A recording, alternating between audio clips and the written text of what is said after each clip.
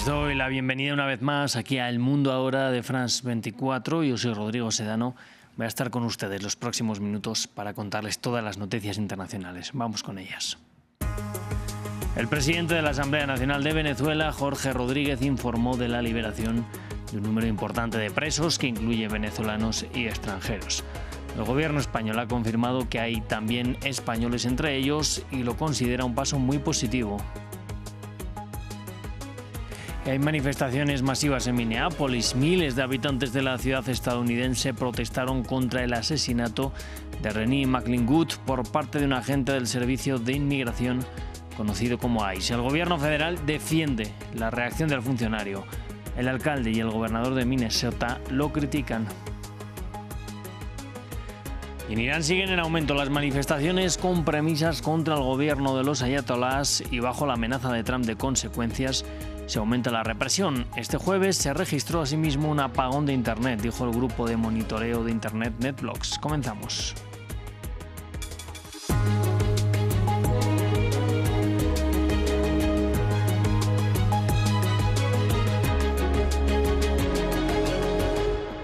Abrimos el informativo con la mirada puesta en Venezuela después de que el presidente de la Asamblea Nacional, Jorge Rodríguez, informara que se iban a realizar liberaciones de un número importante de presos que incluye venezolanos y extranjeros. Se trata, dijo, de un gesto para consolidar la paz y la convivencia pacífica. El gobierno español ha confirmado que hay 5 españoles entre los liberados, entre ellos la activista con doble nacionalidad, Rocío San Miguel, y además lo considera un paso muy positivo de las autoridades de Caracas.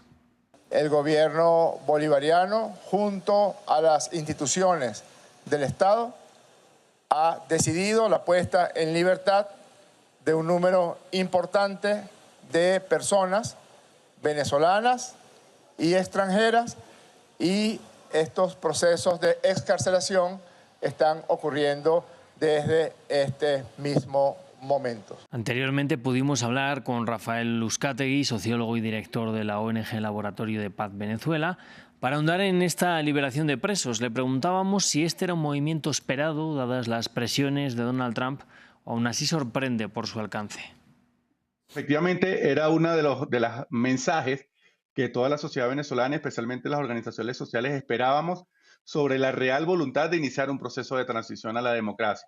Era una exigencia que se venía realizando, era una demanda que las autoridades norteamericanas conocían desde hace mucho tiempo y sabíamos que ellos tenían voluntad de incluirlo dentro de esta agenda, de este marco, de este acuerdo de cooperación entre Estados Unidos y Venezuela.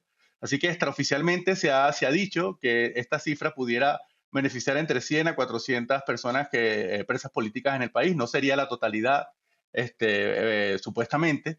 Y hasta ahora solamente tenemos conocimiento que han sido contactados familiares de presos políticos que se encuentran en el centro del Helicoide, que no es precisamente el centro de reclusión de privación de libertad que más tiene presos políticos en Venezuela, sino seguimos esperando que, por ejemplo, el penal de Tocorón, que se encuentra en el estado de Aragua, que es el que tiene más presos políticos, también se han contactado familiares para anunciarles que sus seres queridos van a estar en libertad. Así que podemos estar en presencia de un proceso de liberación por etapas. En este momento nadie todavía ha salido de la cárcel porque hay un proceso de papeleo que generalmente retrasa este tipo de liberaciones.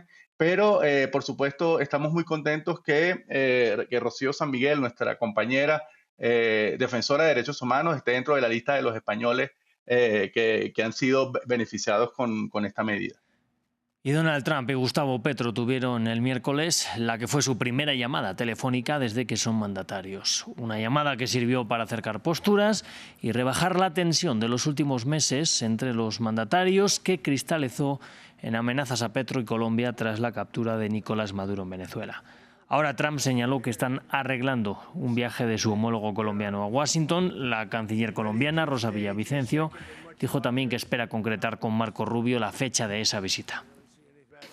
Con la nueva presidenta del país vecino con Venezuela. El presidente ha hablado para invitarla a que venga al país, pues es necesario también restablecer ese diálogo en función de los intereses compartidos y comunes que tenemos como países y como pueblos hermanos. Seguimos en América Latina con noticias de Brasil. El presidente Luis Ignacio Lula da Silva vetó un proyecto de ley aprobado por el Congreso para reducir la condena a 27 años del exmandatario Jair Bolsonaro. El Congreso todavía puede reversar la decisión del presidente en beneficio de Bolsonaro, condenado, recordemos, por intentar un golpe de Estado en 2023, del que este jueves se cumple un nuevo aniversario. Nos lo cuenta desde Río de Janeiro Valeria Sacone. El presidente Lula ha vetado hoy integralmente la llamada Ley de la Dosimetría, una ley que intentaba reducir significativamente las condenas por los responsables del intento de golpe hace ahora 3 años, entre ellos el expresidente Jair Bolsonaro. Lula lo ha hecho en un acto simbólico de celebración por los 3 años de aquellos ataques a la Plaza de los Tres Poderes, cuya imagen hace hoy 3 años dieron la vuelta al mundo. Ahora esta ley vuelve a la Cámara de los Diputados y al Senado, que pueden derribar el veto presidencial. Si esto acontece, habrá una fuerte crisis institucional en Brasil y probablemente la intervención de nuevo del Tribunal Superior de Brasil, que podría vetar esta ley ya como máxima instancia de la justicia. Recordamos que con esta ley, si entrase en vigor, Bolsonaro, que fue condenado a 27 años y 3 meses de prisión por golpismo, podría responder en libertad después de poco más de 2 años de cárcel. Además, hoy la sociedad civil en varias ciudades de Brasil ha convocado varios actos para repudiar el golpismo y para defender la democracia, y también en el Tribunal Supremo hay un día de actos con una exposición y también debates y también la proyección de un documental. Recordamos que Bolsonaro está cumpliendo condena en la sede de la Policía Federal de Brasilia, que está enfermo, ha tenido que acudir varias veces al hospital, incluso para pequeñas operaciones, y que está cada vez más aislado y con menos apoyo de las calles. Y en Minneapolis continúan las protestas por la muerte de Renee McLean Good. La mujer fue disparada y asesinada por un agente del Servicio de Migración y Control de Aduanas, el ICE. El hecho, justificado por el gobierno federal, ha desencadenado manifestaciones en contra de las redadas de migrantes y de las acciones del ICE en la ciudad. La atención se centra ahora en la ampliación de los poderes de la agencia, y a continuación queremos hacer un repaso de lo que es el ICE y su función en la nación norteamericana. A veces son fáciles de identificar, ya que visten ropa de camuflaje de estilo militar. Otras veces los agentes del ICE se mueven por las calles con máscaras y ropa de civil. Su misión es identificar y expulsar a migrantes indocumentados de Estados Unidos. El Servicio de Inmigración y Control de Aduanas se creó tras los atentados del 11 de septiembre con el fin de reforzar la seguridad nacional y comenzó a funcionar en 2003. La agencia cuenta con unos 6.500 agentes de deportación, pero está buscando expandirse de forma agresiva, impulsada por la legislación aprobada el verano pasado, que proporciona $76.500 millones, de los cuales casi 30.000 millones se destinan a nuevo personal para acelerar el programa de deportaciones masivas del presidente Donald Trump. Sin embargo, la presión para contratar nuevos agentes rápidamente ha suscitado preocupación por los niveles de formación de los nuevos reclutas. Los críticos advierten sobre el alto nivel de violencia que el ICE puede estar manejando en sus detenciones, mientras la agencia migratoria sostiene que sus agentes son a menudo los que sufren ataques. Desde enero pasado, la administración Trump ha estado desplegando esta fuerza en ciudades como Los Ángeles, Portland, Chicago y Nueva Orleans. Dicho despliegue ha estado teñido de denuncias de uso desmedido de la fuerza por parte de los soldados. Ayer, un agente mató a una mujer en Minneapolis. Mientras que solo en los últimos 4 meses, al menos 9 personas en 5 estados y la capital del país fueron atacadas a tiros por el servicio migratorio. Y a medida de que crece el escrutinio por el fuego del ICE, la ley de la agencia es clara. Los agentes solo están autorizados a usar la fuerza letal si hay una creencia de que el sujeto en cuestión representa una amenaza inminente de muerte o lesiones corporales graves. Y las protestas en las calles de Irán siguen en aumento en la segunda semana de manifestaciones y bajo la amenaza de Trump de consecuencias se aumenta la represión. Los manifestantes han vuelto a llenar las calles de Teherán con premisas contra el gobierno de los ayatolás y este jueves se registró además un apagón de Internet, según dijo el grupo de monitoreo de Internet NetBlocks. Y vamos al Líbano. El gobierno allí asegura haber tomado el control operativo del sur del país de una forma efectiva y tangible.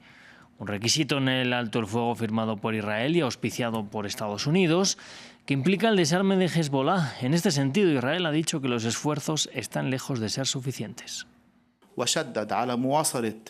El gabinete subrayó la necesidad de continuar implementando el plan presentado previamente por el mando del ejército y adoptado por el gobierno en todas sus fases lo antes posible. También solicitó la elaboración de un plan para la región al norte del río Litani, basado en una evaluación general que está preparando actualmente el mando del ejército, la cual será presentada y debatida en el próximo informe mensual, que el comandante del ejército presentará al gabinete en febrero.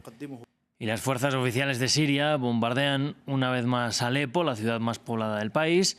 Además, han declarado un toque de queda sobre 6 distritos de la ciudad, incluidos 2 controlados por los kurdos.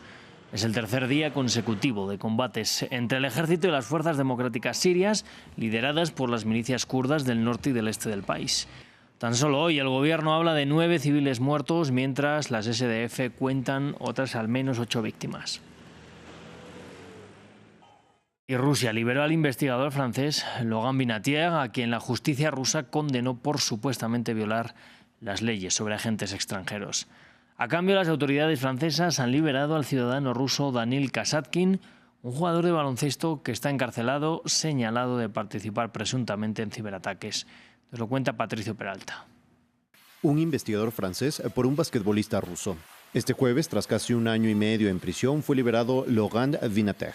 El ciudadano francés de 49 años cumplía una condena de 3 años por no registrarse como agente extranjero en Rusia mientras recopilaba información militar. Según RIA, la agencia de noticias rusa, Vinatier había sido indultado por Vladimir Putin. El investigador francés enfrentaba nuevos cargos por supuesto espionaje que podrían haberle valido otra condena de 20 años. Por este caso hubo conversaciones diplomáticas entre ambos países. Ha habido contactos relevantes entre nuestra parte y el gobierno francés. Se ha presentado una propuesta con respecto a Vinatier. Ahora la pelota está en la cancha de Francia. Por su parte, el presidente francés cuestionó la detención del investigador. Ninguno de los rumores y la propaganda que rodean a Vinatier se basa en la realidad. Instamos a Rusia a que aclare estas acusaciones y lo libere lo antes posible. La liberación del francés es parte de un intercambio. Francia liberó al jugador de baloncesto ruso, Danil Kasatkin, que fue detenido en junio pasado a petición de Estados Unidos por su presunta participación en ataques informáticos. El deportista ruso ya se encuentra en Moscú, mientras que el investigador francés también está de regreso a su casa.